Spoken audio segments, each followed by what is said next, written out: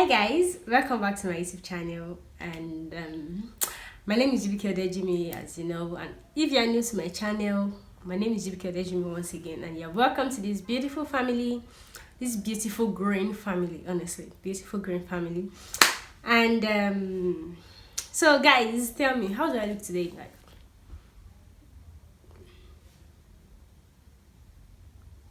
do I look pretty? Let me know in the comment section below how I look today. I just wanted to try a new look with my big earring, pack my hair up, and slay and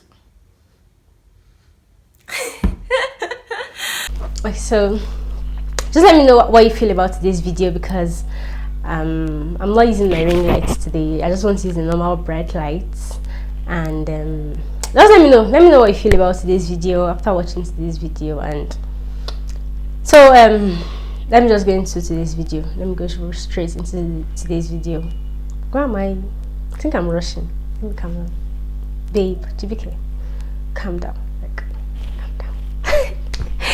down. Okay, so guys, today's video is just going to be a story time video. I'm going to be telling you guys a story about my first bridal makeup, how it was, how I was able to do it, and everything. Don't worry. Let's just keep the gist going. So where should I start from? Let me start from the year. Yeah, I think I did my first bridal makeup when I was in year 1 in school. I just started learning makeup. It was, I think, about 3 months into me learning makeup. But I just knew it was not up to a month to start learning makeup. I just started learning makeup, and of course, definitely at that time, I don't think I should be getting a bridal makeup done yet, because I had no idea how to do makeup before. I don't do makeup. I always tried, but it was always trash. But I just started learning then, so it was very, very early for me to get a bridal job. But I had no choice. I had to do it. So let me give you guys the gist. There's this my aunt that is a caterer. She was one that initially got the job for the bride. She was supposed to cater for her wedding, and I think she met with the bride, started talking along and all. So about a month, was it? No, I think 2 weeks to our wedding. 2 weeks to our wedding, the person that was supposed to do her makeup called her that she won't be able to make it for our wedding, blah blah blah, that she was sorry. I think the bride didn't pay on time or something just came up, and then the makeup artist wasn't able to do and won't be available, sorry, to do her makeup on that day. So she had to source for another makeup artist, and I think the makeup artist was even her friend, so it was not like she was paying much. Maybe they didn't talk it out well or something, but at that time she could not just do the makeup again. And so the bride had to get a new makeup artist, and her budget for makeup was not even much. Her budget for her makeup was actually very low. And you know the way Nigerians are. Some people, when they want to do their wedding, they tell you they don't want plenty makeup, they want just small makeup, blah blah blah. That was what she said she wanted. So I think after sourcing for makeup artist, she wasn't able to get, until she now told this my aunt that is a caterer. My auntie now told her that she has one of her daughter that does makeup, that the girl just started learning, this and that. The bride was like, she does not mind all that. She just wants to just do something on her face. And they called me. When they called me, they told me they wanted me to do a bridal makeup for a wedding, and I told them I could not do that. I didn't think I was good enough to do that. But the auntie kept on telling me that that it's not something serious she wants to. That she wants a very, very small makeup. That don't I know the way? For you that Nigerians are watching this video, I think you should understand what I'm trying to say. The way brides will tell you that no, it's just makeup and foundation I want to. I don't even want eyeshadow. I just want my face to just be alright. I just want my face to this. I just want my face to that. So when she told me she didn't want eyeshadow, it was just going to be just little foundation with powder. She just wanted to look good. Her brow was not supposed to be. She just wanted something just nice, very small and nice. So I just felt okay, that was something I could do. I just had to blend out the foundation more, make sure it was good and okay. So my dear, my people, I decided to collect the job. I know, right? I was not supposed to, but I did. It's not like I was not supposed to. I was just trying. I explained this. So it's not like I didn't tell her. So So I got the job, and then there's this my friend that stays very close to my house. So we're always going out together. So I called her, I told her that someone wants me to come and do a bridal makeup holder. That I was not sure I was even going to be able to do it. But then my friend kept on giving me this ginger that don't worry, we will go. When we go. And this is my friend. She's the life of the party. She's the ginger everywhere. Like she's always active every time. So she just kept on telling me that Jibike, no, don't worry, we'll risk it, we'll try it, we'll this, we'll that. So I started to go and do the makeup work. I think a day to the wedding, I was still in school. I had not come home then because my school is not far from my house. I was just about 400 naira to my house, so you can imagine the distance in Lagos. So it was just a Yaba, and I was still in Yanapaja, so it's not really far. It's not really far, sorry. So that's how I decided to do this wedding job. And then the day to the wedding, I was still in school. The bride called me. She was telling me that where am I? She's already expecting me in her house. My day, so just in the afternoon. Like, why should I be in your house in the afternoon? I'm a makeup artist. It's not like I'm the one cooking your food. It's not like I'm not even an events planner. So why should I be in your house in the afternoon? Your house is just like, it's not even far. The venue for the wedding is not even far from my house. So why should I be in your house in the afternoon? It's something I can come very early in the morning and all. So I just decided to go from school to the house that day. And then I got to the house around 4 in the evening. I went to her house. I said hi to her. I met her, shaping the eyebrow, did everything that was necessary for me to do. And then so we now kept on saying, this is a wedding that falls on the last Saturday of that month. That there's a probability there would be environmental, and there's a probability there won't be environmental. That was where the confusion started. So she told me that no, I should not worry, there won't be environmental, that the wedding is going to start by 8 in the morning, that I should try just to be there by 6:37, and the wedding was going to start by 8 because they were just doing their engagement and reception, sorry. So I decided to leave home very early the next morning with my friend, and then just come and then do the makeup. So I left the house in the evening to around 6. So when I got home that night, I didn't even make inquiries to ask anybody if there was going to be environmental. That was my first mistake. That was my first fuck up. I didn't even ask anybody if truly there's environmental or there's no environmental. I just got to the house that day, and when I got to the house, I was not bothered. I just packed my bag because at then I didn't even have a box. So I just packed my bag, packed everything I was going to be needing and all. And then the second morning, which was the wedding day, I was already dressed up. My friend was ready in her house too. We said we were going to meet in front of her house, so I was just going to pass her house. And the venue for the wedding is somewhere I can actually trek. But trekking is not. It is a bit far, but it's something we can trek. But another problem I had with trekking was the fact that there's this canal that is along that road. And I don't know how. People just tell me there's a canal along that. So that's why people don't trek. That's why they rather pass the long routes by taking bus and all. So when I was prepared and all, my dad saw me dressing up. He didn't even know I had a job. He just saw me dressing up very early that morning and all. So he came to ask me that what was happening? Where am I going to this morning? And I told him that I have a bridal job, that I'm just gonna do makeup for somebody. I was like that when did I start collecting wedding jobs and all? When we start talking, I told him that, do I know there's environmental?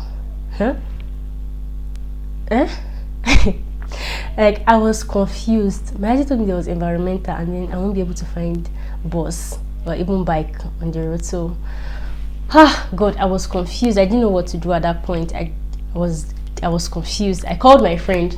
I told her about it. My friend was like, that there's no problem now, that we'll just trek that canal. There's a bridge on it. That the last time she passed there was a bridge there, and we'll just pass there. So that's not a problem. So immediately I told her, I just felt, okay, that was fine. Then I just called my cousin that was a guy, because I just wanted a guy to go along with me towards that canal. You know the way canals are. Sometimes guys are always around that side. Some people might be smoking or something. I just called my cousin that was a guy to follow me, and then let's go through the canal. And then I knew the job was going to be like 2-3 hours, and by that time I would be back to the house. So I just called him and then told him it was a Saturday. It was not like he was going out. So he answered me, told me he was going to join me at our estate gate, and then we started moving. So we started trekking until we got to the canal. Hey God, when we got to the canal, there was no bridge. People were passing, yes, but there was no bridge. How were people passing? They were entering this canal. So I don't understand. Was I supposed to enter that canal, like to cross? And at that point, because I didn't want to call the bride, I didn't want to put her on so much tension, so I decided not to call her. That I was just trying to make it to the place. But when I got to that canal, my dear, how much am I collecting? Hey, I had to call her that it said there's environmental, and then this canal thing, I cannot enter that. It's just a little pipe there that people are passing, and I don't know, I'm actually always scared of those kind of things. Even if it is not canal, anywhere that I have to pass a tiny road, my dear, I'm always scared. Let me just tell people so you know. So the woman had told me that okay, that I should not worry, that she will sort it out, this and that she's going to call me back. So while she said she was going to call me back, my friend and my cousin, they were telling me, GBK, cross this thing, it is not difficult, people are passing this and that. Me, I just said that me, GBK, I was not going to enter that thing. My friend entered, she crossed. The bag I was for my makeup, it crossed. So I was the only one remaining at the other side of the road. But I just knew I was not going to dip my leg into that thing to cross that thing. So I called the bride again. I said, ma, we've not found the solution yet too. So she now told me that, oh, she already sent her younger brother. Our younger brother is coming. That's going to back me to cross the canal and all this and that. I was like, okay, I think that's fair enough. As far as the guy has been passing there almost every time, and then he's going to, I'm very sure he already knows the way they pass it and all. So our younger brother came, they backed me to cross the road, and then I crossed. I got to the hotel. I left him around 6:30 to 7. On getting to the place, we got to the hotel around 8 because we stayed so long in front of that canal, and people kept on passing, but I just knew I was not going to pass it. I just knew I was not going to cross that thing with my leg.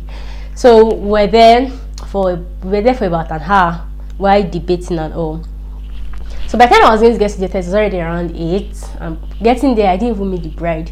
The people that were going to do decoration just found their way around because nobody knew there was going to be environmental that Saturday, and they just started decorating and everything. So by the time I got there by 8, I didn't even miss the bride. I called her. She said she was coming, that she quickly went somewhere, that she's coming very soon. She's coming very soon, my dear. From that 8 to 8:30, I had not seen the bride, and I was tired, so I just decided to sleep. Me and my friend and I decided to sleep. My cousin just went out to just check around. I slept from 8:30. I woke up around 10. Bride was not still around.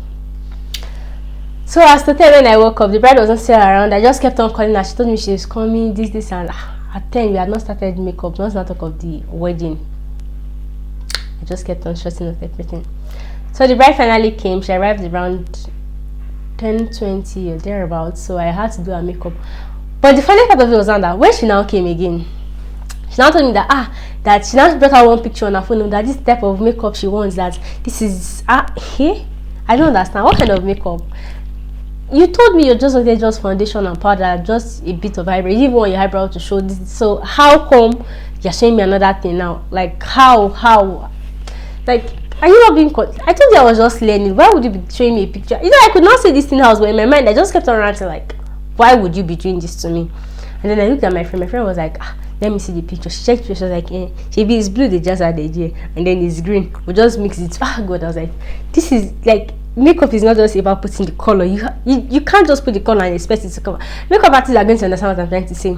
You have to mix colors for you to get that color, or you have to have a shade that is close to that color in your palette or something. You can't just see something and just assume that okay, I think this is the color this, and you want to use the color and then you get the same thing. It's not possible. You might not even get the same thing, but at least you get something close to it. So when she started with those once again, I was like, God, is this how I'm going to just disgrace myself in this place today? That if I'm even only disgracing myself, is it not better? But the bride, like, it is a wedding. Why would I? But something in me just kept on saying, you can do it. Like, just try it. You will get it. You will do it. And my friends kept on saying, GBK, don't worry, you will do it. Just do this thing. So I decided to do it, and then I was able to do it. It was actually not what was in the picture, but it was very, very close to what was in the picture, and it was at least very nice as at then. I think that was 2015? Yeah, I think 2015 or 2015, yeah. So that was at least nice enough. I lost the picture, even though I've inserted the picture, but I would try as much as possible to find that picture. And if I should find it, I'll put it in one of these two places. I'll try my best to find that picture. So I dressed up for the bride, and then after the makeup, people just keep anti-makeup artist. I know the way they do it now. Anti-makeup. See after some sister, your makeup is in my mind. I was like, me no. Hey, I was happy because I was just happy. I was not happy because everybody was happy. I was happy because at least I was able to make the bride smile. Imagine I was able to do that makeup. What would have happened? But at least she was smiling. She looked pretty. Everything went on point from my own side because I finished early. I didn't take so much time doing the makeup.